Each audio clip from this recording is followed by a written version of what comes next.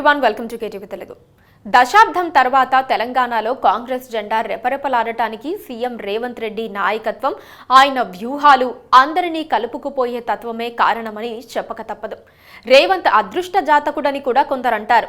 మరి తన తెలంగాణ అదృష్టాన్ని రేవంత్ కొంతైనా ఆంధ్రప్రదేశ్కు పంచుతారా? ఆయన ఏపీలో లెగ్గు పెడితే హస్తం పార్టీకి ప్రయోజనం కలుగుతుందా అన్న చర్చ ఇప్పుడు రాజకీయ వర్గాల్లో మొదలైంది.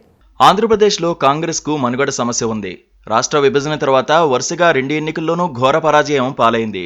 2018లో ఆ పార్టీకి 1% కంటే తక్కువ ఓట్లు వచ్చాయి. దాంతో ఈసారి ఎన్నికల్లో ఆ పార్టీకి మనుగడ సమస్య తలెత్తుతోంది.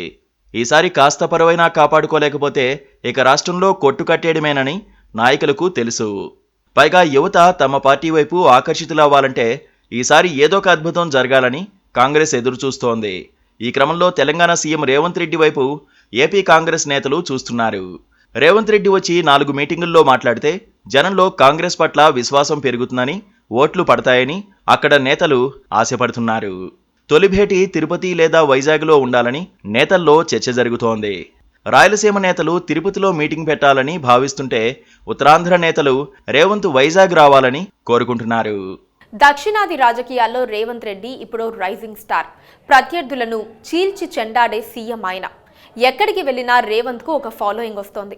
అందుకే ఏపీ నేతలు ఆయన వైపు చూస్తున్నారు. ఏపీసీసీ అధ్యక్షురాలు షర్మిల కూడా రేవంత్ పర్యటన కోసం ఎదురు చూస్తున్నారు. ఏపీలో ఎన్నికల శంఖారావ సభ నిర్వహించేందుకు షర్మిల నాయకత్వంలో పీసీసీ ఏర్పాట్లు చేస్తోంది.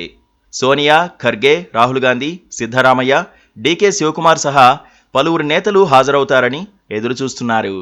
వారితో పాటుగా రేవంత్ రెడ్డిని కూడా పిలుస్తున్నట్లు, తెలంగాణ సీఎంను తీసుకొచ్చే బాధ్యత ఏపీ ఇన్ఛార్జ్ మాణిక్యం ఠాకూర్ తీసుకున్నట్లుగా పార్టీ వర్గాలు చెప్పుకుంటున్నాయి.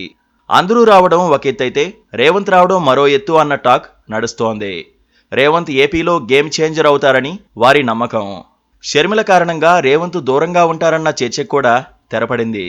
తెలంగాణలో ఆమెను కాంగ్రెస్లో చేరకుండా రేవంత్ అడ్డుకున్నారని అప్పట్లో చర్చ జరిగింది. అయితే ఎన్నికల తర్వాత అలాంటి విభేదాలన్నీ సర్దుకున్నాయి. షర్మిల కుమారుడు రాజారెడ్డి పెళ్లికి రేవంత్ను కూడా ఆహ్వానించిన సందర్భంగా ఇద్దరు నేతల బాడీ లాంగ్వేజ్ విస్తృత స్థాయిలో కాంగ్రెస్ పార్టీ ఐకమత్యానికి నిదర్శనంగా కనిపించింది. ఇప్పుడు పార్టీ మీటింగ్కు షర్మిలే స్వయంగా హైదరాబాద్ వచ్చి రేవంత్ను ఆహ్వానిస్తారన్న చర్చ కూడా జరుగుతోంది. రేవంత్ రెడ్డి పట్ల ఏపీ ప్రజల్లో అభిమానం ఉండడంతో పాటు ఆయన ప్రచారానికి వస్తే టీడీపీ, కాంగ్రెస్ ఒకటేనన్న వాదన పోయి హస్తం పార్టీ స్వతంత్రంగా ఉందన్న ఆలోచన జనంలోకి వెళ్లాలన్నది వారి ఉద్దేశంగా కనిపిస్తోంది. ఏదేమైనా రేవంత్ ఇప్పుడు లక్కీ హ్యాండ్. ఆయన వస్తే ఏపీ శాఖకు కూడా పూర్వ వైభవం వస్తుందని నమ్మకం. యువత పార్టీ వైపు చూస్తుందన్న విశ్వాసం. ఏపీ కాంగ్రెస్లో ఫైర్ బ్రాండ్లు లేని లోటును జనం మర్చిపోతారన్నది ఒక థియరీ. చూడాలి మరి ఏం జరుగుతుందో.